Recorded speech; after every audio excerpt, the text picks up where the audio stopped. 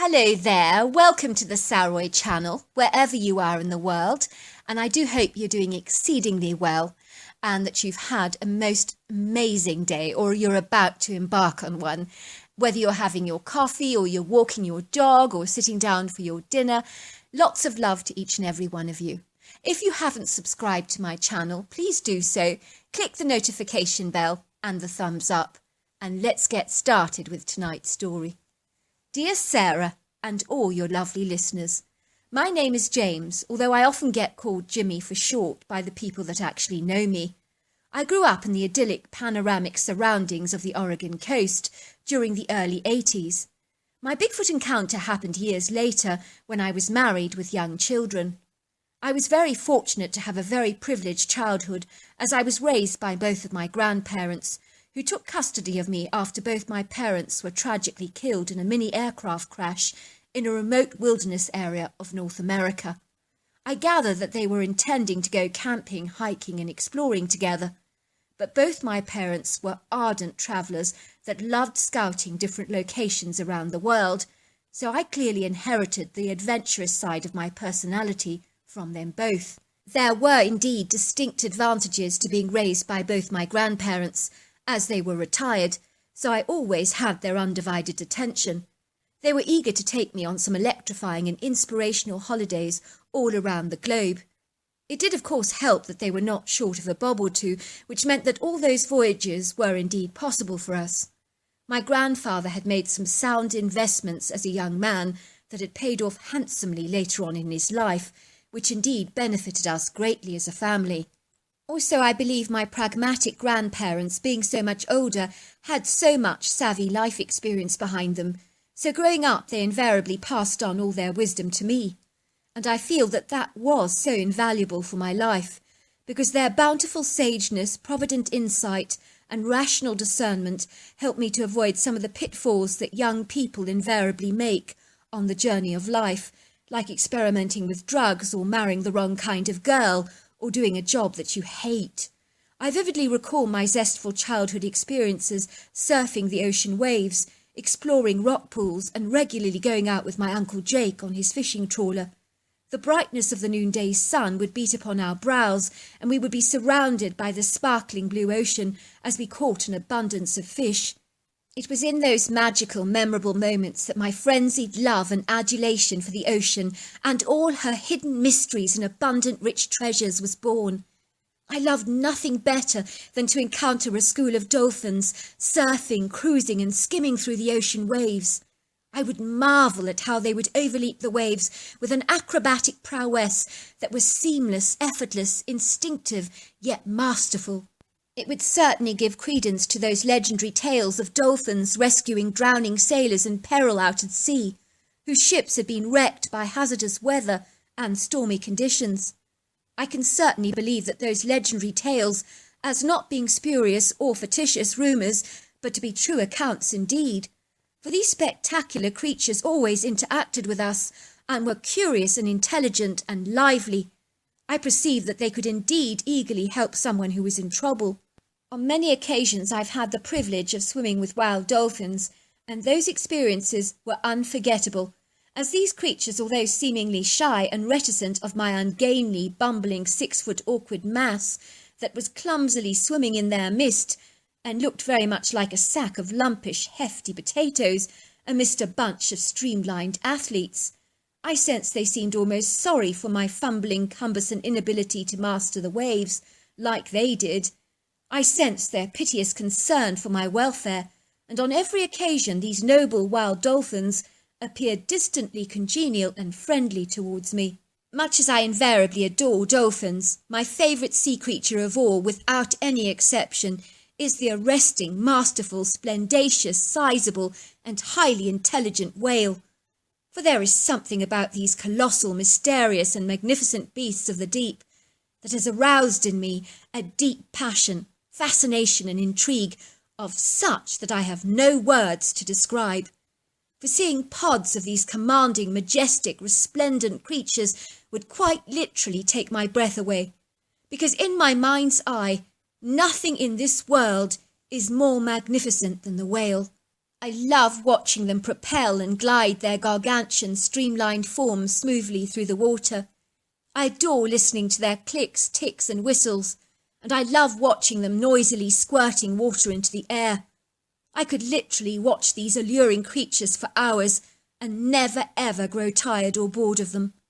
As a child growing up, my bedroom wall was literally plastered with pictures of killer whales.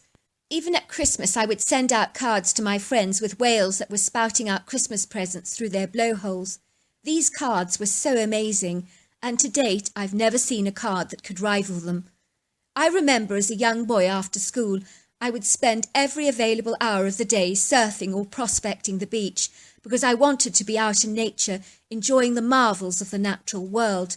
It would seem that even the changing seasonal temperatures or being stung by a jellyfish or Portuguese man of war did little to discourage or deter or even suppress my eagerness and enthusiasm for all my outdoor pursuits. Indeed, such was my ravenous hunger and unrivalled passion for the ocean that I just couldn't be away from it for very long. I grew up as a single child, and so I learnt very soon how to entertain myself, and I promise you this, that I don't remember a time when I was ever lonely or bored. At a young age, I learnt how to scuba dive, and I want to tell you that there is nothing in the world that beats being up close and personal to these astonishing, fascinating and beautiful sea creatures. I adore diving on coral reefs and observing the stunning corals that lay beneath and the brightly coloured fish. I was fortunate enough to have such amazing grandparents who would literally take me scuba diving all over the world, to extraordinary places such as the Egyptian Red Sea, Western Australia and Bali in Indonesia, and some of those scuba diving expeditions were quite literally out of this world. At school I was described by my classmates as a boffin because I excelled in math, science and biology without really trying, but then again those subjects were of such extreme interest to me, so that's probably why I excelled. I was indeed very fortunate because from the age of about 10, I think I knew exactly what I was going to be when I got older, and that was a marine biologist, of course, which I gather is one of the happiest jobs in the world. Well, they've listed it, I think, as number 7 as one of the world's most gratifying jobs there is. It's certainly not the most brilliantly paid job, although there are exceptions, of course. In my experience, most people get involved in this career born out of a passion rather than a hankering for financial abundance. I think this is rarely because those who go down this path do so out of a wholehearted, ardent and zealous fascination for the ocean, and anything that is born out of a fiery enthusiasm is without doubt going to make you happy. For me personally, that is most certainly the case, for there is no other job in the world that I would rather be doing. My job as a marine biologist often meant diving in beautiful coral reefs all over the world, or sampling the ocean from boats and ships, or working on samples in the laboratory, or even writing articles and publications on the findings of my research. The job is so broad and so vast because it can mean so many things like monitoring sea creatures, taking samples of unknown species, studying diseases and the movements of marine populations, and of course so much more. It could mean spending time away from home on field studies and driving or taking flights to different parts of the world, or for the purposes of research. While I invariably enjoyed all my investigations in the laboratory, my greatest passion was to be out in nature and diving in exciting locations all over the globe, surrounded by the sea creatures of the deep that I loved so much. Of course, this is not a prerequisite for a marine biologist, but it certainly helps to get up close and personal to the creatures you're researching. There are negative sides to the job, like being out at sea and being exposed to hurricanes or rough waves, or being attacked by dangerous sea animals, and that can happen. My strange story begins when I received a rather peculiar phone call at about 3:30 in the morning. I remember my heart was pounding in my chest violently, and this overwhelming feeling of impending dread crashed over my spirit like a powerful ocean wave, dragging me down under the water. When you get calls at this time of the morning, unless you're expecting them from work, of course, which might be the case as a marine biologist, on those occasions when you're not expecting a call, you invariably believe the worst.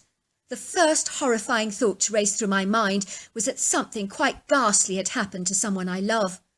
As my grandparents were getting significantly older, I was absolutely terrified of something dreadful happening to them, as they both had issues with their health at the time, so I was very concerned. Imagine my consternation when it was a man I barely knew who lived locally who was actually calling me. I remember taking a huge sigh of relief that this call was not about my grandparents, but why was this man phoning me at this strange hour of the morning, I wondered. At first I was momentarily rather bewildered that this strange man, whom I barely knew by name, appeared to be confiding in me in avid detail on the telephone about the tumultuous, turbulent state of his marriage. I remember thinking to myself, what the heck is this dude phoning me for at the crack of dawn like this, to tell me all about the stormy marital spats he's engaging with his wife? I mean, of what concern are they to me? And why is he involving such a perfect stranger like me, who barely knows him, on all the grisly details of his marriage? It all seemed rather odd to me. It was too dreadful, he was telling me. My wife can be a really big bully at times. Can you believe it? She hit me with the back of a frying pan. She's never done that before. I'm so sorry, I said, not really knowing what else to actually say. Well, I was incensed with her, as you can imagine. I mean, it's not right to physically assault someone like that. And it was quite a blow, let me tell you. And that's assault. Of course, I said, to a degree, I suppose. Then she started popping D-bombs all over the place. You know, subtle hints about divorce. She had the nerve to tell me that being married to me was like being married to a lackadaisical, lazy bulldog. She said I slobbed around all day doing nothing and snore loudly during my naps. She says the only time I get remotely energised, or when she sees a bright spark in my eyes, is at meal times. She says it's because I love my food so much, and that I'm greedy, lazy, sleepy, and sloppy. Well, I said, she could be describing a lot of us, I suppose. Exactly, he said. I said that to her myself. But she's intent on telling me that if I don't get my act together, a divorce is definitely on the cards. Oh, I said, that's not good. Well, as you can imagine, I stormed out of the house in my heightened anger. I drove to the beach because I enjoy walking out my frustrations when I'm stressed. I felt so mad with my wife, I wanted to throttle her, and so I knew I needed to get out of the house immediately, which is why I phoned you, because you're a marine biologist, right? Well, yes, I am, I said. What's this about? I said jovially. I know about marine animals, but I'm not good on giving marital advice. You'd be better off going to a counsellor for that. Oh, I'm not phoning you for any marital advice, he assured me. You see, he continued, it was dark on the beach, so I walked around with my flashlight, and that was when I observed what looked like a Titanic-sized whale drifting to shore. I think it's beaching itself, he told me, and I figured you were the person to call. I thanked him and was glad to hear that after he'd returned from his beach walk, he and his wife had finally resolved their differences. Well, I got back home, he told me, and she was sobbing and asking me to forgive her, as if I should after all she's done. She admitted she'd overreacted, and even though I can be sloppy and lazy, she said she wouldn't change me for all the tea in China. Well, that's good, I said. I'm very happy for you. Before our call actually finished, he finally gave me the coordinates and location of the whale sighting. My wife, who'd been listening to my peculiar conversation, looked at me with a raised eyebrow as I began to dive into my clothes as quickly as I possibly could, pulling on my trousers and throwing on a warm sweater, as there was a very distinct chill in the air. What was all that about? She asked.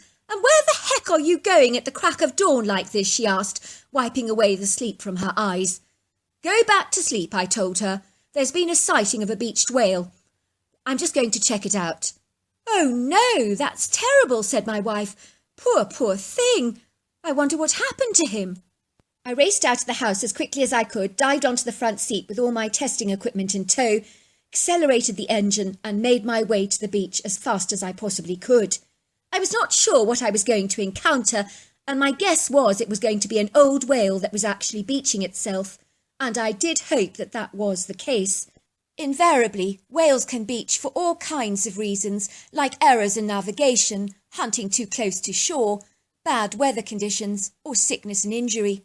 I've dealt with cases of mass beachings before, and that was indeed my biggest dread, especially when you cannot find the root cause of the beaching, which can be very distressing and soul-destroying, especially for someone like myself that simply adores whales. As I approached the beach, there was a glimmer of morning light dancing across the horizon to announce the early dawn, which meant that visibility was not too obscure. I could see the gargantuan form of the magnificent, imposing whale washed to shore, lying there on the beach, and for what I could observe, it was most certainly dead. But what it was that was standing over the whale is what intrigued me the most, and caused my hair to stand on end, and my heart to almost miss a beat. I instinctively lowered my body, crept down the slight rocky embankment towards the beach, making absolutely certain that my movements were as quiet as possible. And then I crawled on my hands and knees so as not to be seen, and manoeuvred my body behind a rocky outcrop that was only yards away from where the dead whale was lying. And that was when I saw him at close range. But what was he? I couldn't even imagine. And what he was doing seemed even more curious to me. In that moment I became so excited as my heart was fluttering in my chest, and I could feel the thrilling adrenaline surge shooting through my bloodstream like a powerful rocket. I was shaking so much it was hard to compose myself.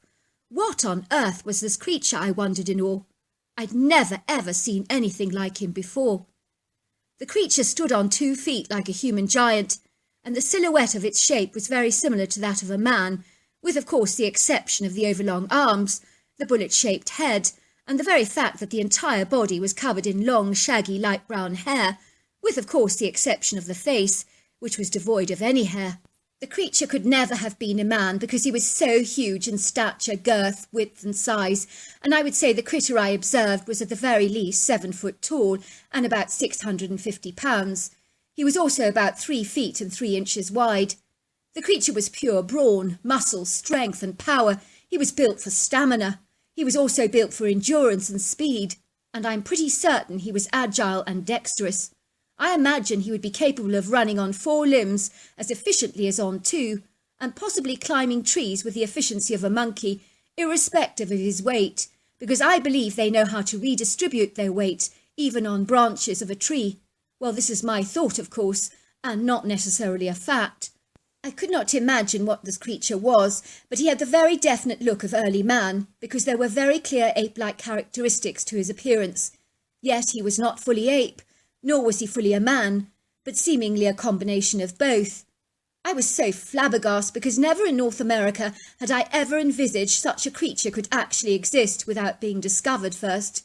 It was then that I remembered my various trips to Africa as a young boy with my grandparents, when I had observed monkeys in the wild. I remember feeling I was being watched, and yet I saw nothing until the fruit had been dispersed on a tree trunk by our guide. Suddenly all these monkeys literally materialised from every single nook and cranny. They seemed to have come from nowhere. I realised then how masterful they were at hiding in plain sight, and had been observing us all along, yet we had neither seen sight nor sound of them.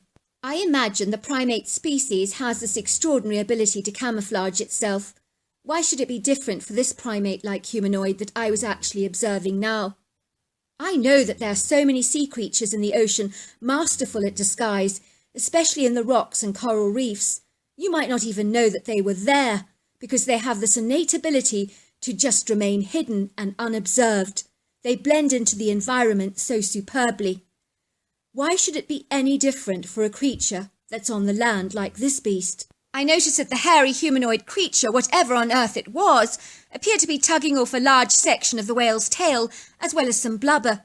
He placed the whale meat in an animal pelt and rolled it up so that it looked like a towel, which he placed on the beach beside his powerful, strong legs that I noticed were cradled very close to his chest. I watched in reverent awe and astonishment as the creature sat down and ate some whale meat that he appeared to be enjoying and eating rather like sushi in very large mouthfuls, while he beheld the waves crashing against the rocks and the dawn breaking across the horizon. I observed that as the tangerine gold of the early sunrise was becoming apparent, this creature looked so tranquil and relaxed, and so at peace and connected with his environment. Despite his gargantuan size, he did not look out of place at all. I was to find out from my research that whale meat tastes more like game than fish, and has a meaty taste that some people describe as rather like beef or horse meat, bearing a marginal resemblance to tuna, I believe. After the creature finished eating, he rose from the ground, he tucked the skin full of whale meat under his arms tightly, like a rolled-up towel, as he swung his arms backwards and forwards, as if he was marching, and his movements were so seamlessly graceful, and each stride was equivalent to 5 of our feet. As he glided past me, he never so much as observed me, but I caught a glimpse of his angular face, leathery grey skin, flat nose, and deep-set eyes. I watched the creature jumping over some rocky outcrops and heading straight for a densely wooded area of forest, and then he was gone from my sight. After the creature had vanished, I raced over to examine the footprints that he had left behind, and they were easily over 16 inches. I was so impressed by the size of this phenomenal, awesome, and majestic creature. I examined the whale and took some samples, but there was nothing nefarious about his death, as I believe he definitely died of old age, which for me was a huge relief. When I returned home, I eagerly phoned someone in authority about what I'd actually observed on the beach, as I was so eager and enthusiastic to write an article about the incredulous hairy humanoid that I'd encountered. That very same day, let's just say that I received a rather threatening visitation from a high-ranking official. This man was so huge in every regard, and looked like he spent every waking hour in the gym, as the muscles of his huge biceps were quite literally bursting out of the tight black suit he was wearing, and his bald head was so shining it almost looked polished. As the man entered the laboratory where I was doing some ocean sample testing, he made no apologies for thunderously bursting in upon me unannounced. The look on his face was aggressive and threatening, and yet his eyes were concealed by a very large pair of dark glasses. When he spoke, his voice was in a low rasp that sounded about as close to a growl as you could get, reminding me of a vicious, aggressive dog. He stood over me very rudely like an imposing colossal tower of weighty, intimidating brawn. I was testing my ocean samples, and his presence was like a menacing dark thundercloud that hung over me. "It's come to our attention that you want to write an article about a strange encounter you had yesterday morning on the beach," he said. "That's right," I said. "Of what interest is that to you?" It seemed like the man almost growled at me. "It's of a very grave concern to me," he said. "You should not speak of such things, and I am here to warn you that if you do so, you and your family will pay a price." Let's just say that he was far from pleasant and really rather aggressive towards me when I put up a little resistance to his threats. Then he became rather heated and grabbed my ocean samples and literally tossed them against the wall of the laboratory and told me in no uncertain terms to shut up about what I'd observed on the beach that morning, and that if I was to talk about such things again, I would definitely live to regret it. Let's just say that he issued a few more nasty threats that I won't repeat, and leave it at that, but I was in no uncertain terms that he meant business by what he said. For the sake of my young family, I never spoke of the incident again.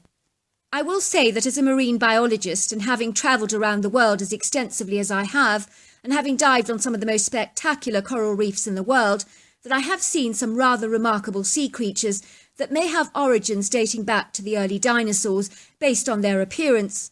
But sightings of these anomalies happen so fast that you cannot always make any accurate record or account of them. Yet I am aware that there are species of sea life that may be considered extinct, that may still be alive today, and that is very likely. I believe there are also sea creatures not ever recorded by science. On one occasion, a human mermaid-like creature that was almost camouflaged by the rocks dashed out past me in the water, as I believe my presence had startled her. I have to concede that she was one of the ugliest creatures that I've ever observed.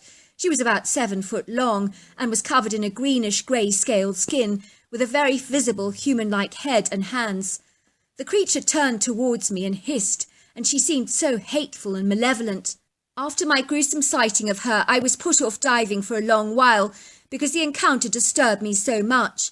but I'm glad to report I've had no further encounters with such a strange, anomalous creature again. What I saw happened so fast, but I'm now certain that some kind of humanoid fish does dwell beneath our oceans, which has some kind of a connection to mermaids. It was only years later that I was to discover that the creature that I'm not supposed to talk about, that I observed on the beach that day, was in fact a Bigfoot, and I feel remarkably privileged and blessed to have had an encounter. So there you are. That's my story. Thank you so much for that incredible story. Until next time, goodbye and good night.